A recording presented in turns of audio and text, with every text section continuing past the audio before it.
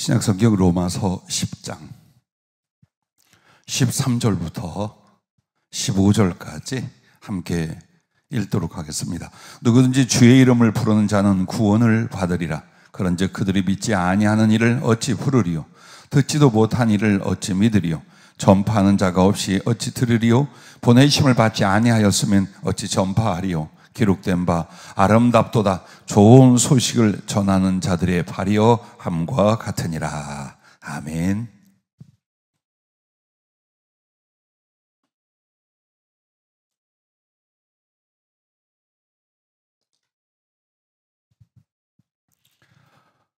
복음 전파의 기능이라는 말씀 제목을 주셨습니다.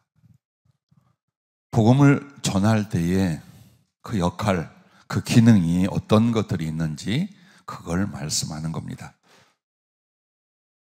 그래서 우리가 왜 성도는 반드시 복음을 전해야 하는가? 그 거룩한 이유와 질문에 대해서 이 복음 전파의 기능이 이와 같은 것들이 있기 때문이다. 어쩌면 여러분과 나는 복음 전파하는 모든 방법과 일들이 우리의 모든 신앙이며 인생이며 축복의 이유이며 주님을 사랑하는 단 하나의 진실들이었습니다. 저도 자꾸만 후회를 하고 아파하는 가까이 주신 모든 말씀들을 저는 또 차에서나 집에서 다시 듣습니다. 내가 받을 때와 전하는 것을 다시 들을 때는 또 마음속에 어떤 도전과 감동이 새로워요. 근데 거기에서 일어나는 깨달음이나 작정이 이거예요. 잘못 살았다. 처음에 주님과 복음을 위해 살겠다고 했는데 이 수십 년 동안 많은 어려움도 있고 시험도 있고 유혹도 있고 약함도 있고 그러면서 적극적이고 전문적인 복음 전도자로 못 살았다라는 거예요. 하마터면 항상 그 범위 안에서 그 모습으로 이렇게 살다가 죽을 뻔했어요. 어디 초청해서 집회를 좀 갈 수도 있겠죠. 그리고 또 성령께서 주신 말씀을 나눈다 하여 예배하고 설교하고 혹은 상담이나 권면도 있었겠죠. 근데 마음속에서 매일같이 복음을 전해야 될 일, 영혼을 구원하거나 인도할 것에 몰두하지 않은 채로 살았고 또 그렇게 살 뻔했다 그 말이에요. 과연 우리가 이 복음을 전한 직접적인 일에 충성이 없다면 정말 하나님 앞에 무엇으로 우리가 충성이니 사랑이니 라고 말하겠습니까? 참 주님 앞에 은혜와 기회를 주신 것을 감사하고 또 저의 각성과 함께 우리 모든 믿음의 동지들과 우리 교회 성도들이 다시 한번 하나님의 최고의 선한 뜻에 부응하고 또 자기를 드릴 수 있는 그 시작이 참 감사하고 복되다 그렇게 생각을 해요. 그래서 돌아오는 주일날 하루의 잔치가 아니라 난 주님께 이런 약속과 다짐을 해요. 주님 두고 보십시오. 저랑 우리 교회 식구들이 앞으로 어떻게 살아가는지 주님 두고 보십시오. 계속 그 고백을 합니다. 자, 복음 전파의 기능이 과연 어떤 것들일까요? 그 첫째가 예수 그리스도를 자랑하고 존귀히 높여드리는 것, 이것입니다. 우리가 다른 사람들이 교회에 오느냐 못 오느냐, 주님을 영접하느냐 아니하느냐, 이것도 굉장한 관심이에요. 하지만 이 복음을 전하는 자체가 우리 주 예수 그리스도를 자랑하는 것이요 존귀히 높여드리는 것이다. 이걸 우리가 제일 먼저 생각해야 됩니다. 즉 우리는 예수님께 영광을 돌려드리고, 그러면 무엇으로 영광을 돌려드리냐? 이것이에요. 그분이 누군가를 세상에 알리고 선포하는 거예요. 그걸 하는 거예요. 그래서 우리가 복음을 전할 때에 모든 그 내용이 하나님과 예수 그리스도를 자랑하고 존귀히 높여드리는 내용들이에요. 하나님의 말씀, 복음 어느 내용을 전해도 전부 다 보세요. 그게 뭔가. 그래서 우리가 예수 그리스도를, 하나님을 알리고 전하는데 그 내용들이 전부 다 우리 주님을 찬양하고 자랑하고 영광을 돌리고 당신을 이 인류 안에서 높여드리는 일이라 이 말입니다. 자, 여러분들이 잘 알지만 정말 가슴이 뭉클하고 주먹에 힘이 부르르 쥐어지는 말씀이 있어요. 그래, 우리 예수님에게 이렇게 하자. 그 말씀이 여러분에게 소개하면 이 부분입니다. 빌립보서 2장 6절부터 11절을 여러분에게 읽어드릴게요. 자, 이게 우리의 전도의 내용이에요. 또 전도할 때 이와 같아요. 그는 근본 하나님의 본체시나 하나님과 동등됨을 취할 것으로 여기지 아니하시고 오히려 자기를 비워 종의 형체를 가지사 사람들과 같이 되셨고 사람의 모양으로 나타나사 자기를 낮추시고 죽기까지 복종하셨으니 곧 십자가에 죽으심이라. 이러므로 하나님이 그를 지극히 높여 모든 이름 위에 뛰어난 이름을 주사 하늘에 있는 자들과 땅에 있는 자들과 땅 아래에 있는 자들로 모든 무릎을 예수의 이름에 꿇게 하시고 모든 입으로 예수 그리스도를 주라 시인하여 하나님 아버지께 영광을 돌리게 하셨느니라. 여기에서 복음의 내용과 그 복음을 전함으로 말미암아 우리 주님 앞에 돌아갈 존귀와 영광이 무엇인가를 아주 간략하지만 너무 아름답고 정확하게 표시한 바로 바울의 고백이에요. 그는 근본 하나님의 본체라. 예수 그분은 하나님이십니다. 이 세상 지으시고 주관하시고 심판하실 창조주 하나님, 그분이시며 그분의 본체이십니다. 그 말이에요. 그럼에도 그가 하나님과 동등된 영광과 권위 안에 계시지 아니하고 죄 많은 우리를 구원하게 하여 우리의 몸과 같이 되셨고 우리의 죄악을 담당하셔서 하나님의 거룩한 구원의 뜻을 위하고 우리를 향한 긍휼과 사랑을 위해서 그가 십자가에 낮아지시고 죽기까지 하셨습니다. 그 거룩한 하나님의 구원을 위한 그 사랑과 뜻에 복종하심으로 말미암아 당신은 십자가에 죽으시고 우리를 위하여 부활하셨습니다. 그러므로 어떻게 됐습니까? 하나님이 우리 주 예수 그리스도를 가장 지극히 높여 모든 이름 위에 뛰어난 이름을 주셨습니다. 어떻게? 구주시라는 이름, 하나님의 아들이라는 이름, 만왕의 왕 만주의 주라는 이름, 여호와의 현현이라는 거룩한 이름, 그걸 주셨어요. 그래서 모든 사람들, 하늘에 있는 자들과 이미 구원받은 성도들과 천사들이 예수 그리스도 앞에 무릎을 꿇고 당신께 영광과 사랑을 드린다 이 말이에요. 그리고 땅에 있는 자들과 이 땅에 살아있는 성도들이 그 복음을 듣고 믿음을 가지는 모든 사람들이 그리스도가 누구신지 알고 그 하나님의 아들, 그 구주, 그 하나님의 본체께 영광을 돌리게 된다 이 말이에요. 땅 아래에 있는 자들, 그들은 누굽니까? 지옥에 간 존재들이에요. 사단과 악한 영들, 지옥에 간 존재들조차도 어때요? 예수 이름 앞에 벌벌벌 떨며 엎드리게 돼 있다 이 말이에요. 자, 모든 입으로 예수 그리스도를 주라 시인하여 하나님 아버지께 영광을 돌리게 하셨느니라. 이 내용을 가만히 묵상해 봐요. 우리가 전하는 복음의 내용들이에요. 그런데 이 복음의 내용들을 사실적으로 전하기만 해도 그 속에서 예수님이 얼마나 존귀한 분인지, 얼마나 거룩한 분인지, 그가 어찌하여 하나님이신지, 그의 사랑은 무엇이며 그의 긍휼과 자비는 우리에게 어떻게 나타났는지, 그를 믿음으로 말미암아 우리에게 주시는 생명과 거룩한 하나님의 나라 선물은 무엇인지 여러분이 그걸 선포하고 그걸 이야기한다 그 말이에요. 그럴 때마다 어떻게 되는 거예요? 무시받던 알지도 못하던 주 예수 그리스도와 하나님 아버지께 영광과 찬송을 존귀를 돌려드리게 되는 거예요. 그래서 여러분이 자신 있게 복음을 전해서 한마디라도 괜찮아요. 성경 전체를 해도 괜찮아요. 혹은 그들에게 내가 직접 전하지 못할 때는 들을 수 있게 만들어요. 그래서 여러분을 통해서 우리의 모든 지혜와 그리고 직언을 통하여 전파되는 복음, 전도의 내용은 전부 다 우리 하나님과 예수 그리스도를 높여드리는, 영광과 자랑을 돌려드리고 그 복음 자체가 하나님과 주님께 대하여 찬송이 되는 것이다. 그것을 잊지 말아야 될 줄로 믿습니다. 그래서 사도 바울은 자기의 복음 전파에 대해서 꼭 얼뜨기처럼 바보처럼 좋아하며 이렇게 말합니다. 그러면 무엇이냐? 거칠애로 하나 참으로 하나 무슨 방도로 하든지 전파되는 것은 그리스도니 이로써 나는 기뻐하고 또한 기뻐하리라. 이 말이 뭐냐면 옥에 갇혀 있었어요, 로마에. 그런데 사도 바울에게 많은 손님이 찾아왔거나 또 간수나 죄수들이나 많은 사람들을 만나게 돼요. 혹은 잠깐 나가 있도록 새집에 가 있거나 또 체포되어 감옥에 들어와 있거나 로마에서 계속 이 생활을 했어요. 그런데 어떤 사람들은 정말 바울을 통해서 그 하나님을 알려 했고 예수 그리스도에 관하여 관심을 가졌어요.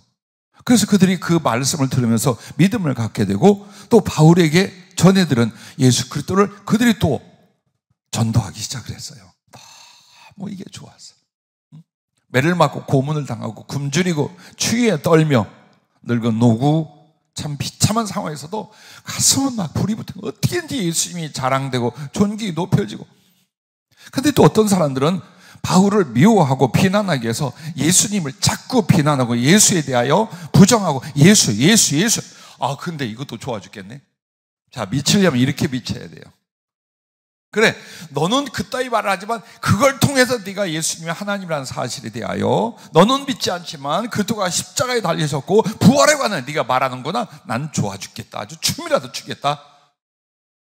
왜? 그 복음이 전해지는 게 왜 그렇게 좋았어요? 그렇게 사랑하는 예수님께 영광을 돌리고 당신을 자랑할 수 있고 당신을 높일 수 있어요. 그걸 위해 살고 죽으려고 작정한 바울은 그렇게 기뻐하는 말씀들이 이렇게 말합니다. 나의 간절한 기대와 소망을 따라 아무 일이든지 부끄러워하지 아니하고 지금도 전과 같이 온전히 담대하여 살든지 죽든지 내 몸에서 그리스도가 존귀하게 되게 하려 하나니. 어떻게 해서? 복음을 전함으로. 내가 살아서도 내가 죽음을 통해서도 주님을 존귀케 하고자 한다. 근데 그 존귀케 하는 방법이 뭐예요? 복음을 전함으로예요.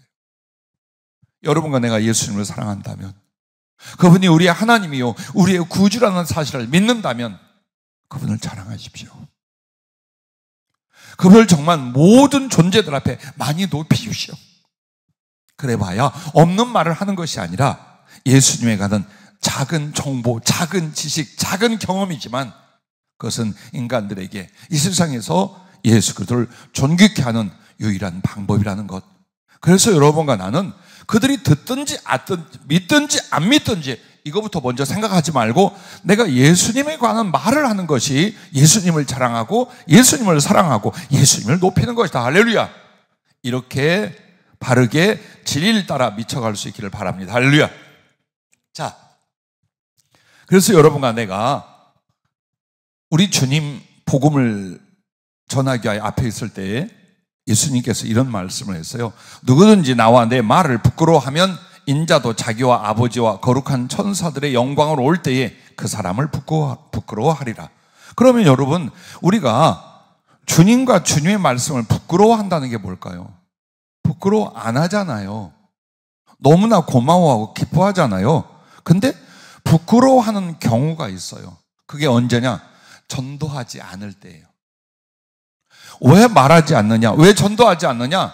내면 안에 너무 자랑스럽고 너무 귀하고 저들에게 내게 유익이 되고 이 생각보다는 내가 전도를 하면 저 사람이 날 이상하게 볼까? 관계가 나빠질까? 믿는 거 저렇게 튀는다고 그럴까? 예수의 미친놈이라고 할까? 이렇게 사람의 눈치를 여러분이 보기 시작을 해요. 또 이 상황에 내가 복음을 전했다가 사업적으로 장사에 손해가 올까? 혹은 정치하는 데에 안 믿는 사람들에게 표를 얻지 못할까? 기타 등등 물질이나 권력이나 사람의 눈치를 보면서 전도하지 않는다. 이게 주님과 주님의 말씀을 부끄러워하는 거예요. 이건 끝이야. 주님 뭐라 해서 나도 아버지와 거룩한 천사들과 함께 올 때에 그 사람을 부끄러워하려 했어요. 즉 부인해 버린다는 거예요. 수치로 여기시겠다는 거예요. 오늘 왜 그 말씀을 하셨어요? 우리의 복음 전도, 예수 그리스도를 증거함은 바로 예수님을 있는 그대로 말씀을 드리지만 자랑과 존귀 영광을 돌려드린 일이에요. 정말 내 가슴에서 주님이 그렇게 존귀하신 분이야. 자랑할 만한 분이고 높여드려야 마땅해요. 그렇다면 우리가 주저하겠습니까? 전도하는 일을, 예수님에 관하여 전하는 일을 부끄러워하거나 곤란하겠습니까? 안 그런다 이 말이에요. 근데 내 마음에서 주님과 복음이 그렇게 대단하게 존귀한 것으로 믿어지고 여겨지지 않는 사람들은 사람의 눈치 보고 인간관계, 환경 쳐다보면서 어때요? 입 밖으로 못 내는 거예요. 그럼 주님이 야, 너 참 어려운데 그래서 그랬지라고 안 해요. 너 모른다. 나도 네가 부끄럽다. 내가 너를 위해 십자가 치는 것 이제 취소하고 싶다. 정말 후회되고 부끄럽다 라고 하신단 말이에요. 얼마나 중요한 일인가 보세요. 우리가 더 많이 알면, 더 많이 부자가 되고 더 좋은 것들을 하나님 주시면 그때 가서 장사하지 말아요. 이건 흥정이에요. 우리는 이미 받았어요. 이미 정말 하늘과 땅의 모든 은혜를 받았어요. 그리고 우리는 주님 앞에 마땅히 영광을 돌려드리되 그리스도 예수에 관하여 말하고 선포하는 복음 전파를 통하여 주님을 높이고 그 영광을 돌려드리는 것임을 잊지 마시기를 바랍니다. 그래서 여러분과 나를 가르쳐 뭐라고 말합니까? 그리스도의 향기, 그리스도의 편지라고 말하는 거예요. 향기와 편지는 그 중요한 공통점이 뭡니까? 향기는 사람들을 향하여 전해지는 거예요. 편지는 사람들을 주어서 읽게 만드는 거예요. 그래서 여러분이 그리스도의 향기라는 건 예수님의 그 사랑과 은혜를 받은 인격과 사랑의 섬김을 여러분이 사람들에게 실천할 때 예수님의 향기를 퍼뜨려가는 거예요. 또한 그리스도의 편지라는 건 여러분이 믿는 예수 그리스도의 그 복음, 그 복음을 전하면서 내가 그 복음에 순종하는 거예요. 그 모습을 보면서 나를 통해 예수 그리스도의 복음이 전해지고 보여지게 만드는 거예요. 그래서 여러분과 나는 복음 전도자로서 그리스도의 향기요, 그리스도의 편지라고 말씀하고 계신 것입니다. 자, 두 번째는 복음 전파의 기능이 이것입니다. 믿어 구원을 얻게 함이라고 하셨습니다.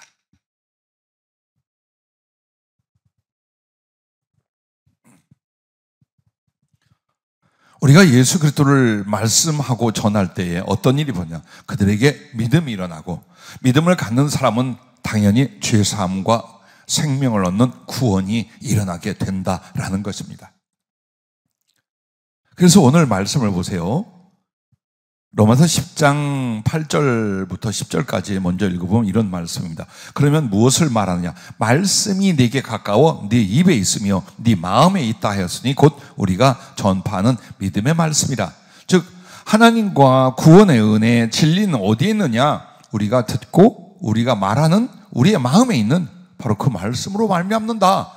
즉 네가 어떻게 하나님을 만나고 어떻게 구원을 얻고 어떻게 하느냐, 이게 말씀에 있다라고 말하면서 네가 만일 네 입으로 예수를 주로 시인하며 또 하나님께서 그를 죽은 자 가운데서 살리신 것을 네 마음에 믿으면 구원을 받으리라. 사람이 마음으로 믿어 의에 이르고 입으로 시인하여 구원에 이르느니라. 정말 쉬워. 한 영혼이 죽음에서 지옥에서 건짐을 받고 하나님의 자녀로 영접되는 일은 너무 쉬운 거예요. 예수님의 그 십자가의 이유와 부활하신 것을 내 마음에 믿고 남들에게 말하기 시작하는 거예요. 하나님께 기도하고 찬양하고 사람들에게 예수는 구주이십니다. 그는 나의 죄를 담당하셨습니다. 내가 예수님으로 인하여 생명을 얻었어 하고 입으로 시인하는 거예요. 그럼 구원이 와. 그러면 구원이 온다는 거. 아, 이렇게 쉽게 하나님을 만나, 이렇게 쉽게 구원을 받아? 예. 그런데도 않는다는 거예요. 그런데도 강팍한 사람은 마음에 주님의 십자가 부활을 통한 하나님과 그의 구원을 안 받아들여, 안 믿는다는 거예요. 또 이걸 받아들여서 그 마음에 그렇구나, 내가 믿지요 하는데 입으로 말을 안 해. 즉 남들에게 시인하고 증거하지 않아. 그러면 반쪽짜리 믿음이 되는 거예요. 어쨌든 너무 쉽잖아요. 감옥에서 나오는 일만으로도 이렇게 하고 할 거야. 너 감옥에 지금 일주일도 구류다. 그런데 만약에 네가 예수 그리스도를 마음으로 믿고 입으로 신해봐라. 내가 꺼내줄게. 아, 그래도 할 겁니다. 그런데 그 죄악과 저주에서 지옥에서 꺼집어 내주는데 예수님을 마음으로 믿고 입으로 시인하는 거 너무 쉬운 일이잖아요. 그런데 이렇게 쉬운 하나님의 은혜와 구원을 어떻게 우리에게 맡기셨느냐? 13절, 누구든지 주의 이름을 부른 자는 구원을 받으리라. 쉽다 이 말이에요. 누구든지 주의 이름을 부르면 다 구원을 받게 해주신다 이 말입니다. 공로가 필요 없고 시간이 필요한 게 아니다라는 겁니다. 그런데 그런즉 그들이 믿지 아니하는 일을 어찌 부르리요? 왜 하나님의 이름을, 예수님의 이름을 부르느냐? 믿으니까 한다 이 말이에요. 그런데 이렇게 말씀을 이어갑니다. 듣지도 못한 일을 어찌 믿으리요? 그렇죠? 누군가 믿음으로 말미암아 마음에 믿는 것을 입으로 신하여 구원을 얻는데, 그럼 그 사람이 믿으려면 들어야 될 거 아니냐? 응? 들어야 될 거 아니냐? 그러면 들으려면 전파하는 자가 없이 어찌 들으리요? 그렇죠. 우리가 복음을 전하고 예수님을 전해주지 않는데 사람들이 자기 스스로 예수님을 어떻게 알아? 어떻게 믿음을 가져? 어떻게 구원에 이르러? 그럴 수 없다라는 거예요. 또한 보내심을 받지 아니하였으면 어찌 전파? 만약 여러분과 내가 예수님을 전도하고 있다면 여러분은 여러분의 자력과 여러분의 자격이 아니라 누가? 주님이, 하나님이 여러분에게 거룩한 생명과 사명을 줘서 당신의 마패로, 당신의 검으로, 당신의 파말마로 우리를 쓰고 있다 그 뜻이에요. 그래서 주님이 우리를 보내는데 중요한 건 복음을 전하러 가느냐 안 가느냐, 이제 그건 스스로의 선택과 순종 여기에 달려 있는 걸 가르쳐 말합니다. 그러면서 이렇게 말합니다. 보내심을 받지 아니하였으면 어찌 전파하리요? 기록된 바 아름답도다 좋은 소식을 전하는 자들의 발이여 함과 같으니라. 세상에서 가장 선하고 사랑스럽고 아름다운 게 있다면 복음을 전하는 사람들의 발이다. 이렇게 말하는 거예요. 왜? 그 복음을 전하는 사람들의 행위와 수고로 말미암아 사람들이 복음을 들어, 복음을 듣고 믿음을 가져, 믿음을 가지니 구원을 받아. 이 과정이라 이 말이에요. 그래서 우리가 사람이 구원받는 걸 우리가 어찌 헤아리겠어요? 또 우리가 어찌 사람을 개조하고 변화시키겠어요? 근데 너무 감사한 건 가리지 말고 전도하면 된다 이 말이에요. 사람을 구별하지 말고 먼데 있든 가까이 있든 그 누구든지 예수 그리스도를 증거하면 된다 이 말이에요. 그리고 나면 그 말씀 자체가, 그 말씀에 있는 하나님의 성령이 어떻게 역사하기 시작을 하는 거예요. 내가 사람을 살리는 거 아니에요. 나는 예수님을 알게 하고 듣게 하는 역할을 하는 거예요.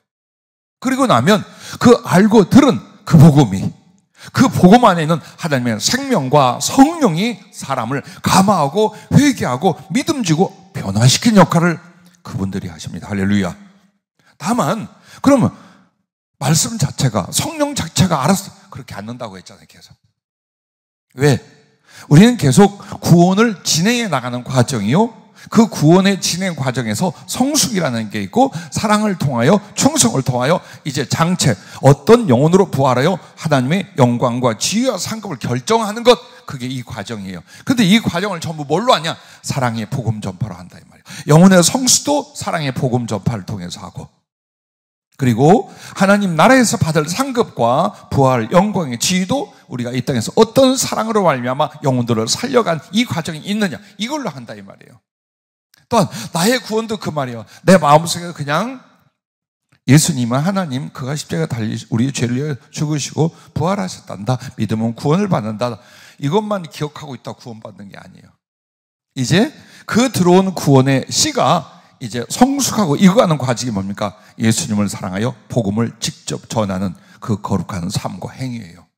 그래서 하나님의 생명과 그 사랑이 복음으로 그리스도의 십자가를 통해 왔어요. 그러면 우리에게도 그 하나님의 생명과 사랑을, 복음을 전하는 사랑의 행위, 믿음의 행위로 말미암아 다른 사람들을 구원할 수 있게 만드시는 과정이에요. 그래서 여러분과 내가 복음을 전하지 않는다, 구원이 줄어버려요. 하나님이 알아서, 성경에 그렇게 말 안 했어요. 너를 통해 하겠다 그랬어요. 너희를 통해 하겠다 그랬어요. 그래서 만약 어느 사람이 나를 만났어요. 나와 함께 살았어요.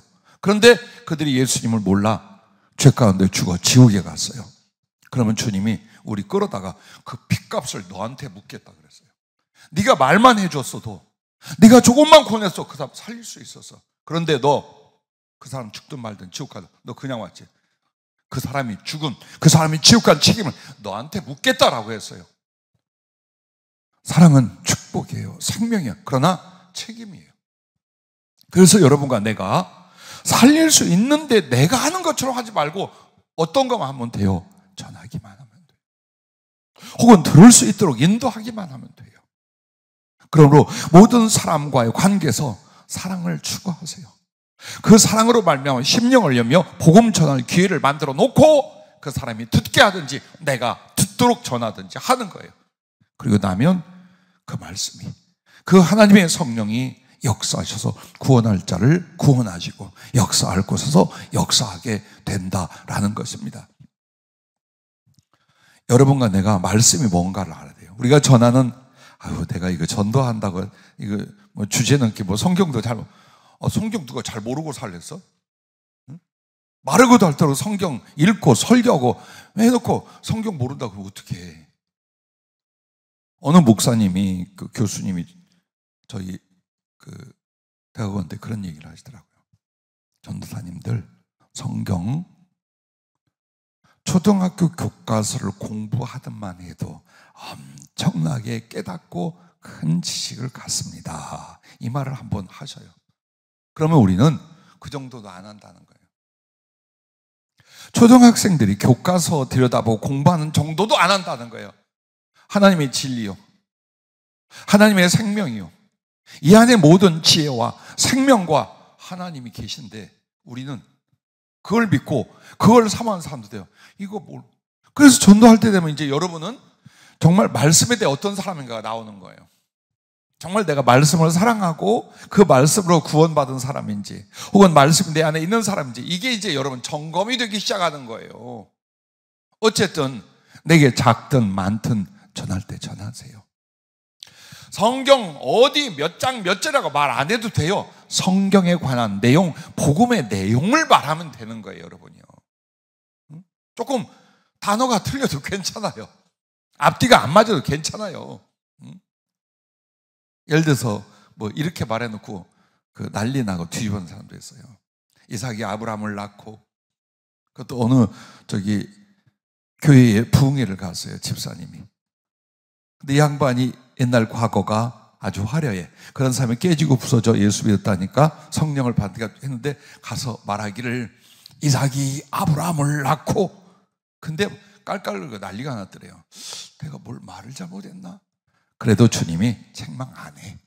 그냥 예수님을 전하고 그 구원의 내용을 전하고 그 하나님의 말씀과 내 믿는 바를 계속 전하는 거예요. 그러면 주님의 말씀은 무엇인가요? 요한복음 6장 63절, 살리는 것은 영이니 육은 무익하니라. 내가 너희에게 이른 말은 영이요 생명이라. 사람을 살리는 것이 뭐냐? 영이요. 그 영으로 영을 살리는 건데, 그 하나님의 영이 인간의 영을 살리는데 그 하나님의 영이 무엇이냐? 말씀이란 그 말이에요. 그리고 그 하나님의 영, 말씀 안에는 하나님의 생명이 있다 이 말이에요. 그래서 여러분이 여러분의 힘과 지식으로 사람을 바꾸는 게 아니라 내가 전한 복음이 그 사람에게 생명과 하나님의 영의 역사를 부어주는 거예요. 그래서 여러분의 믿음은 제일 먼저 예수님의 아버지의 그 역사에 있는 게 아니에요. 성경 말씀에 있는 거예요. 성경 말씀을 통해 예수님을 우리가 알고 믿고, 성경 말씀을 통해서 우리가 하나님과 그 창조를 알고 믿고, 성경 말씀을 통해 그 십자가 부활과 구원을 알잖아요. 아니, 우리가 언제 봤어요? 그래서 여러분이 남들에게 전할 때도 내가 그 나에게 주신 하나님의 구원과 생명을 어찌 나눠줄 수 있어요? 그러나 그 하나님의 구원과 생명을 내게 수여한 말씀, 그 말씀을 마음으로 지식으로 전하라 이 말이에요. 아니면 듣는 자리로 이끌어와. 그렇게 하는 거예요. 그래서 여러분이 말씀에 대한 믿음이 있어야 돼요. 확신이 있어야 돼요. 그래, 나는 능력 없어. 난 대단한 거 없어. 내가 사람을 직접 살릴 수 없어. 그러나 내게 주신 하나님의 말씀, 예수의 이름이 있어. 바로 그 예수의 이름, 그 하나님 말씀은 하나님의 영이고 생명이야. 난 이걸 전할 거야. 그리고 그를 위해 기도할 거야. 그렇게 해서 여러분이 믿음 갖게 하여 구원을 얻게 하는 이 복음 전파에 전심전력하라라는 겁니다. 여러분이 잘 아시는 히브리서 4장 12절이 하나님 말씀의 거룩한 기능을 소개해요. 하나님의 말씀은 살아있고 활력이 있어. 혹은 활동력이 있어. 좌우의 날선 어떤 검보다도 예리하여 혼과 영과 및 관절과 골수를 찔러 쪼개기까지 하며 또 마음의 생각과 뜻을 판단하나니 라고 말합니다. 자, 이 말은요, 하나님의 말씀은 살아있다. 그 말은 하나님의 말씀은 하나님의 생명력이다. 그리고 생명이란 것은 역사하고 활동을 한다 이 말이에요. 어떻게 하느냐? 바로 사람에게 있어서 이거 안 됩니다. 혼과 영과 및 관절과 골수, 사람의 영혼 속에 혼의 부분하고 영의 부분을 어떻게 갈라요? 안 되는 걸 말하는 거예요. 그 다음에 관절과 골수를 어떻게 나눠요? 못 나누는 거예요. 그런데 그 인간의 방법과 노력으로 안 될 그런 것들에 대해 어때? 하나님은 나누신다 이 말이에요. 그러면 이렇게 분리하고 나누시는 하나님 말씀의 역사가 어디에 해당이 되며 무슨 은혜냐 이거예요. 인간은 무엇과 짝을 합니까? 죄와 그 죄악의 결과 저주와 연합이 되어 있어요. 이걸 분리할 수 없어요. 이 죄와 죄악의 결과를 절대로 어느 인간도 어느 단체도 어느 종교도 어느 사상도 못 나눠. 그런데 하나님 말씀은 이걸 쪼개버리는 거예요. 그 죄와 죄의 결과를 우리에게서 쪼개냄으로 말미암아 우리가 하나님 앞에 의인이 되고 하나님 나라의 사람이 되게 만든다 이 말이에요. 하나님 말씀 그렇게 한다. 또한 보세요. 한 영혼에 가득 차 있는 고통과 괴로움 안에 나오는 불신이 있어요. 하나님 보고. 근데 그 불신을 하나님 말씀은 그 사람에게서 찔러 쪼개버린다 이 말이에요. 이와 같이 사단이 인간들을 붙잡고 있어요. 지옥의 전리품으로 끌고 가려고 죄 가운데서 그 권세로 사단이 붙잡고 있어. 그런데 그 사단과 사단의 세력을 여러분으로부터 누가 말씀의 말씀이 찔러 쪼개서 나눠버린다 이 말이에요. 그래서 사단의 것이 하나님의 소유가 되게 만드는 거예요. 이게 말씀의 능력이라 이 말이에요.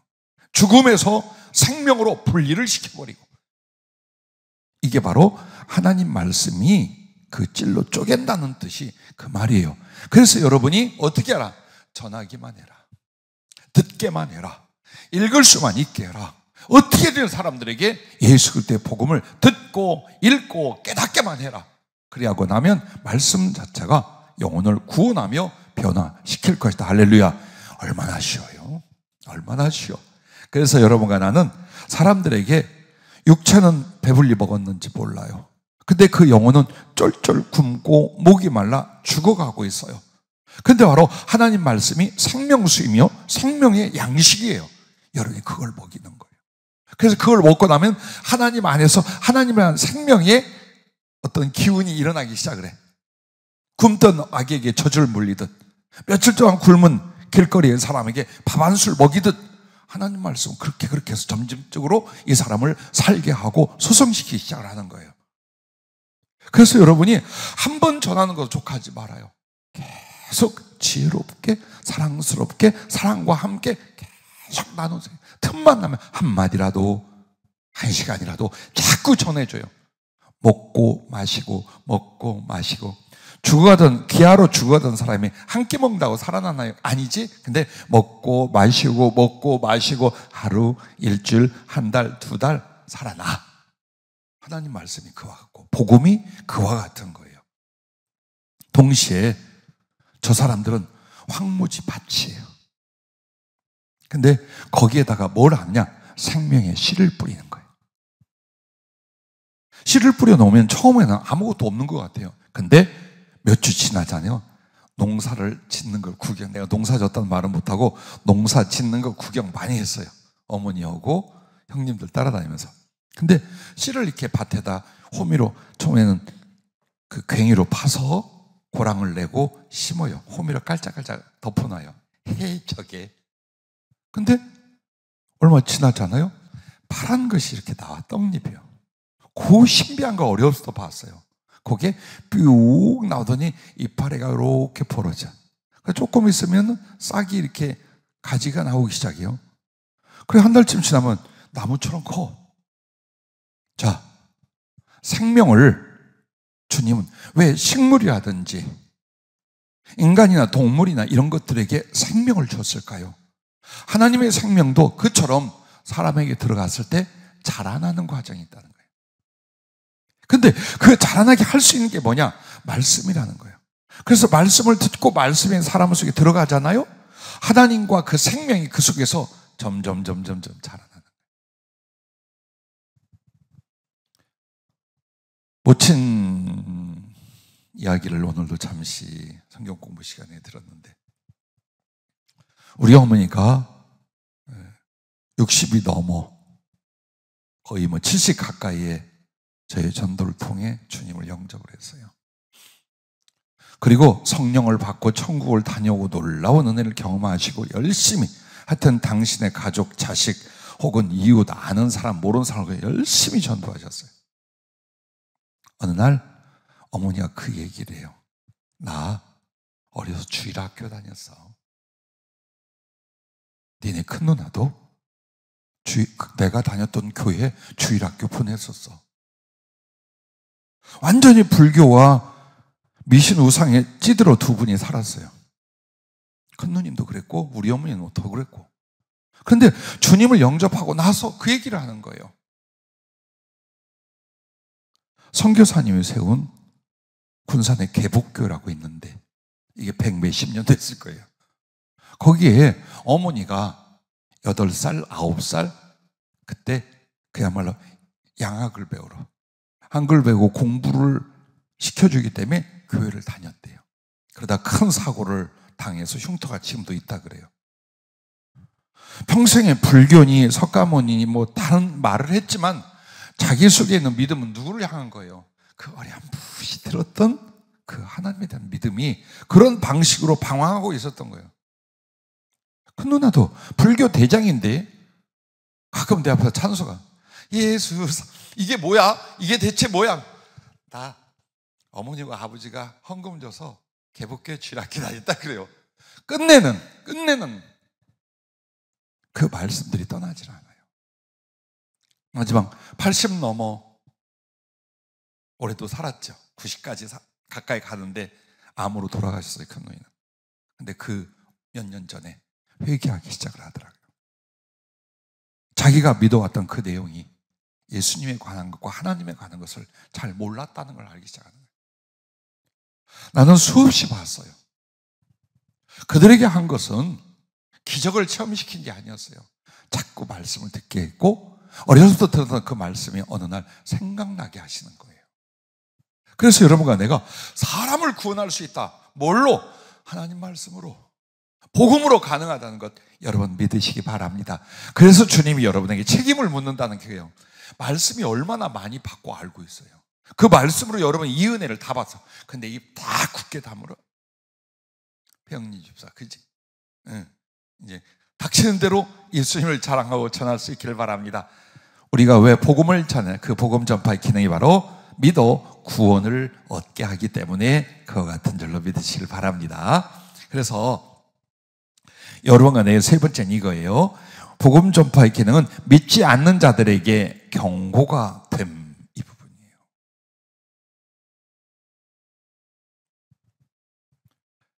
히브리서 11장 7절에 보면 노아에 대하여 홍수에 대한 이야기가 나와요.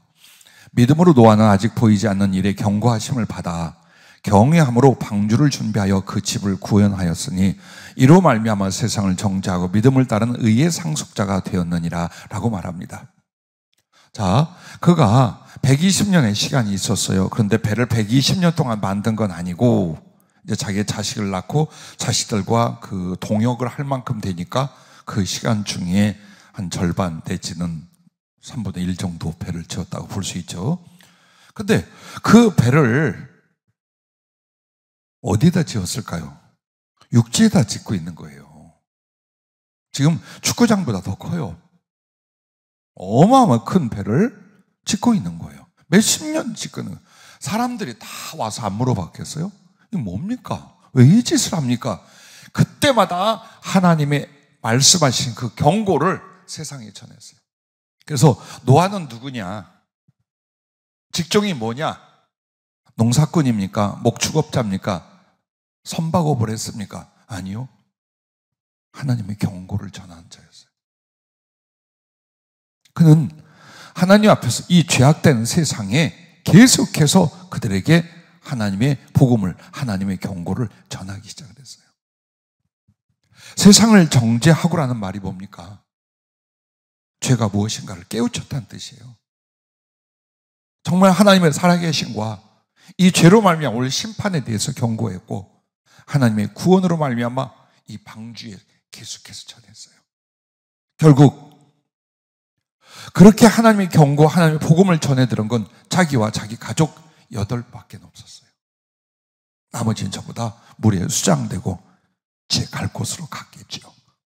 자, 오늘날도 마찬가지예요. 우리는 복음 전도의 효과를 미미하게 보면서 자신을 잃거나 혹은 의미가 없다 생각할 수 있어요. 뭐 전도하면 뭐해? 누가 믿나? 열심히 떠들고 사람 교회 데려오면 뭐해? 바뀌어야 말이지. 그럴 수 있어요. 그걸 논하고 셈하지 말라 이 말이에요. 둘 중에 하나라 이 말이에요. 믿어 구원을 받는 사람이 있는가 하면 내가 전한 이 복음이 그들에게 하나님의 경고가 되게 만든다 이 말입니다. 그러면 요한복음 12장 48절에 보면 나를 저버리고 내 말을 받지 아니하는 자를 심판할 이가 있으니 곧 내가 한 그 말이 마지막 날에 그를 심판하리라. 즉 예수님은 세상을 구원하러 왔지 정죄하고 심판하러 오지 않았다라고 말씀해요. 그리고 마지막 때의 심판 내가 하는 게 아니라 내가 전한 그 말씀, 그 하나님 말씀이 하는 거다.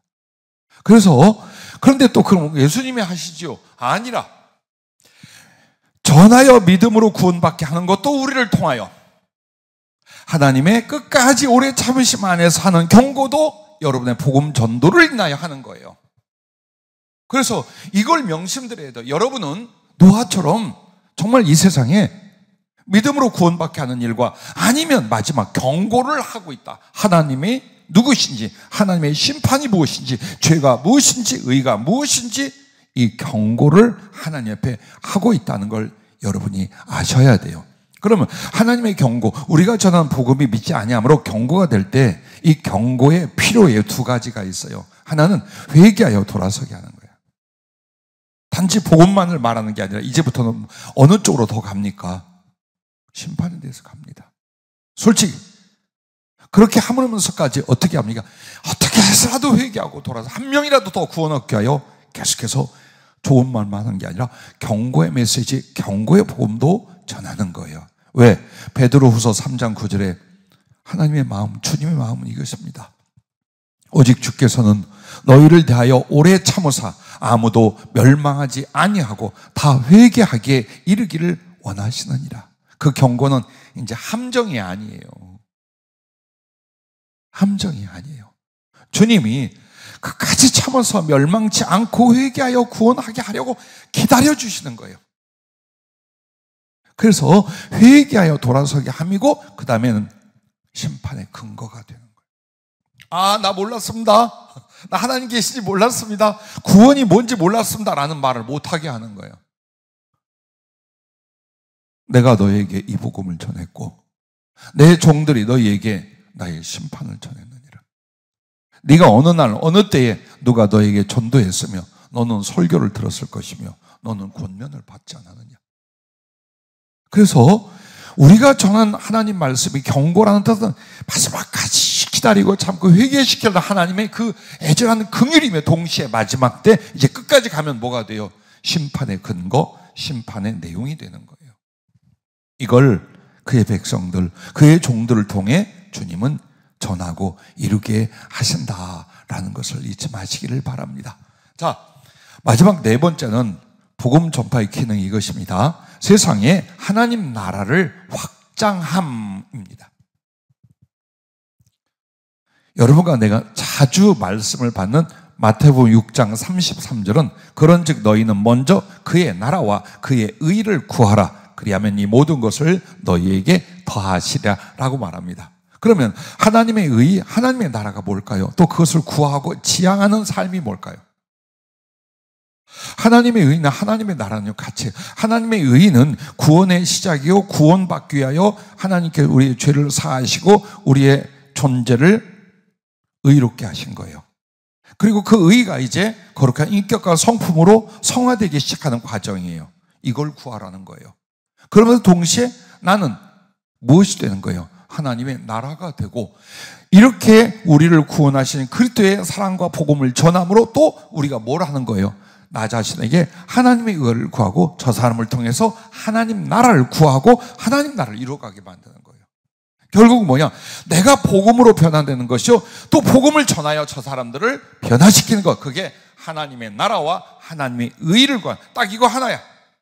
우리에겐 이거 하나만 하고 살라 이 말이에요. 다른 거 하지 말고.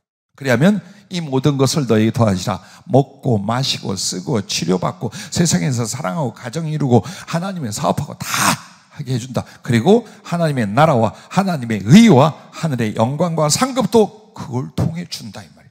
아니 이렇게 쉽고 이렇게 재밌고 이렇게 소중한 복음 전파회를 왜 안냐 이 말이에요.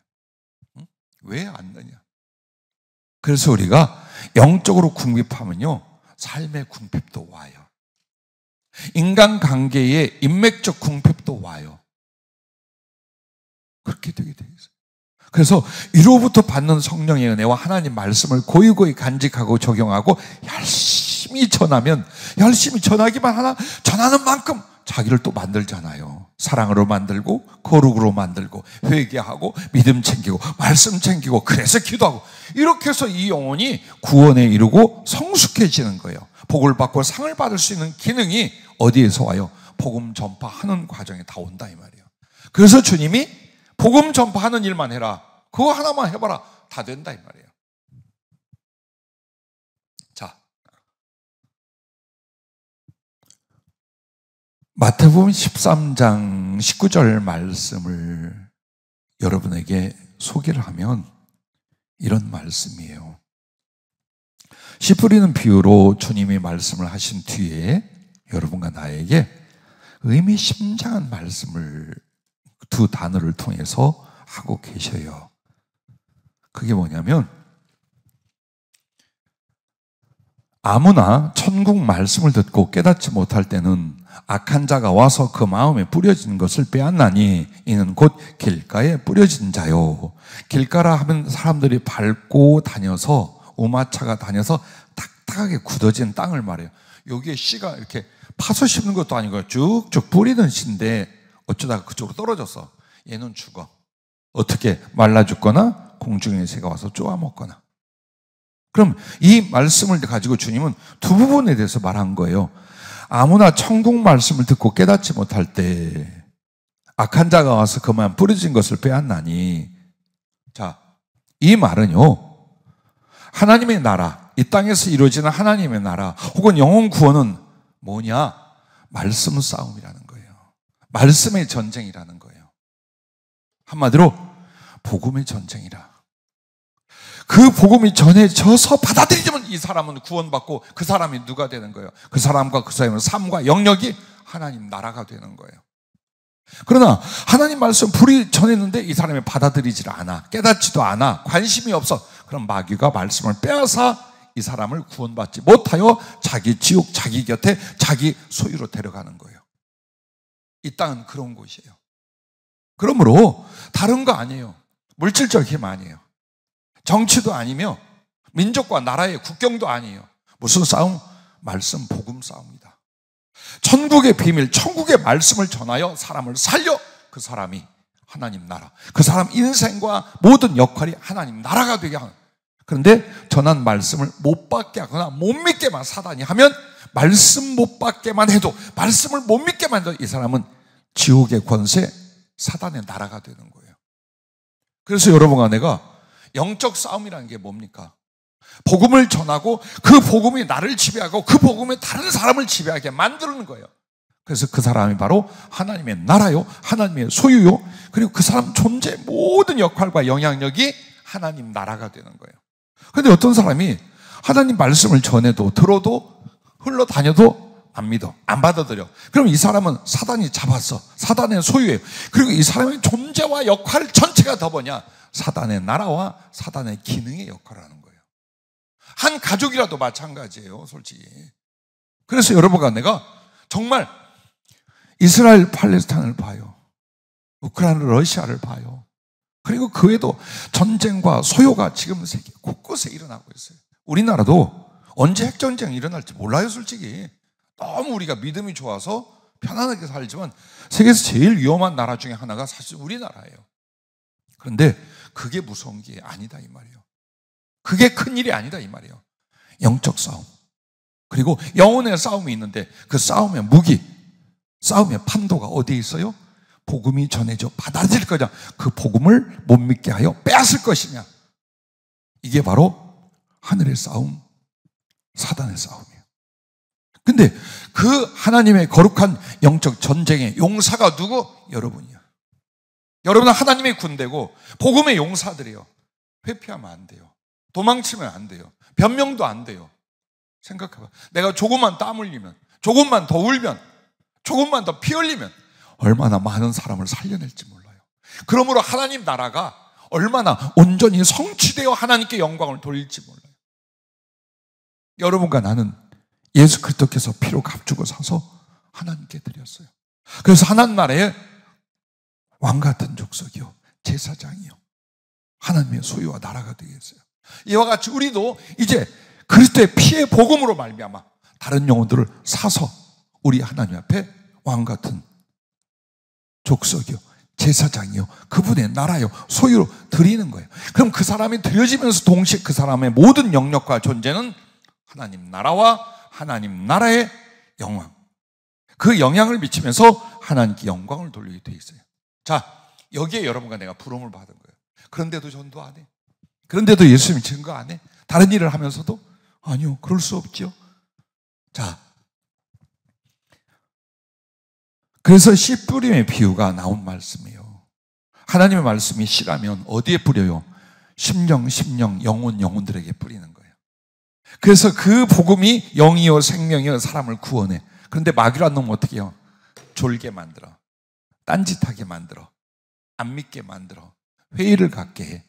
말씀을 받고 믿음을 갖는 척 하나 돈이 먼저고 육신의 정욕이 먼저고 세상이 먼저 이게 만들어.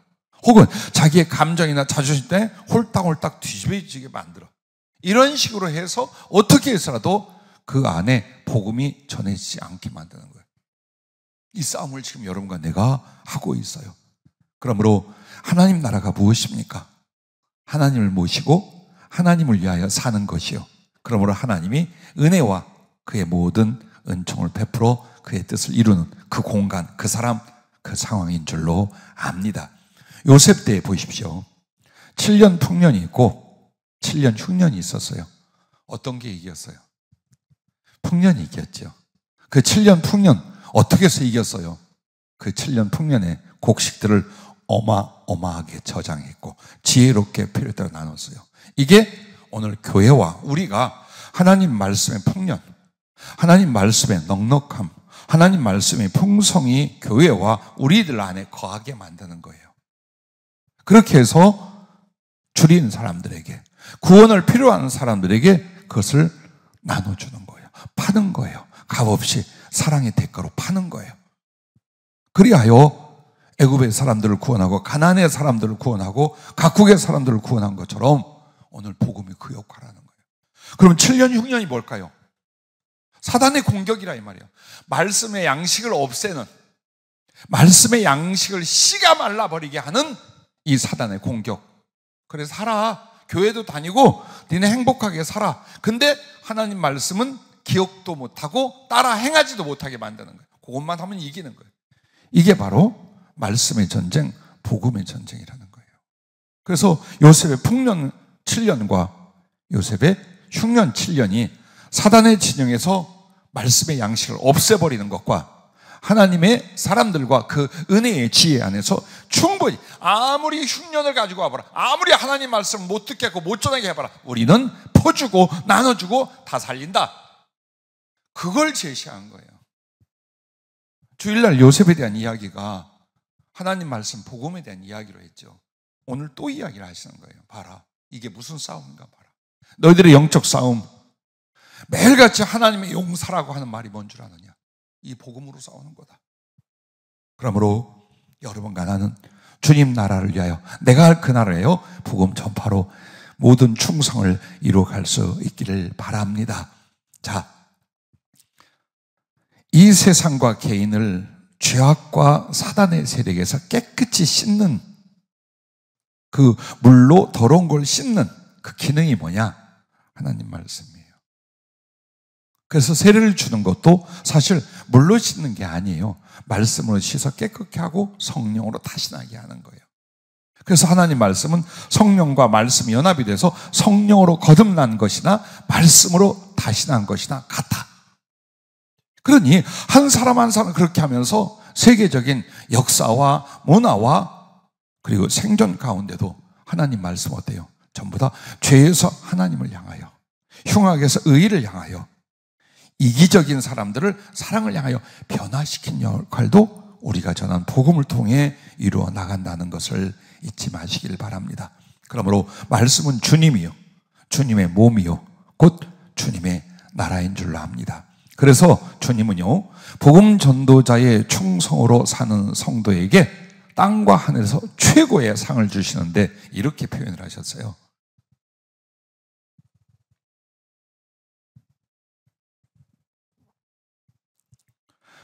거듭남의 성령을 충만함의 성령으로 부어주신다. 즉 한마디로 겨우 거듭날 만큼 성령을 받았어요. 그런데 복음 전도자의 충성을 하잖아요. 넘치는 성령 충만하게 만들어주신다는 거예요. 일용할 양식을 100만인을 살리는 물질로라고 하셨어요. 겨우 나 하나 살아. 내가 경제력이가 물질인 나 하나 내 가족 겨우겨우 사는 사람이에요. 근데 이 사람들이 복음을 위한 충성된 삶으로 들어갔어요. 그럼 어때요? 100만인을 살릴 수 있는 물질 재물을 그들에게 부어준다는 거예요. 자, 또 이런 표현을 하셨어요. 세상의 종이 하나님 나라의 사업가로. 그래요. 세상에서 아무리 애를 쓰고 뭘 이뤄보고 한다고 해봤자 세상의 종이었어, 노예였어요. 그런 사람으로 하여금 복음 전파에 헌신하게 함으로 뭘 만들어? 하나님 나라의 사업가. 하나님이 사업하게 하고 하나님 나라의 그 복음 전파와 생명의 일들을 감당하는 하나님 나라의 사업가로 바꿔놓으시겠다라고 하셨습니다.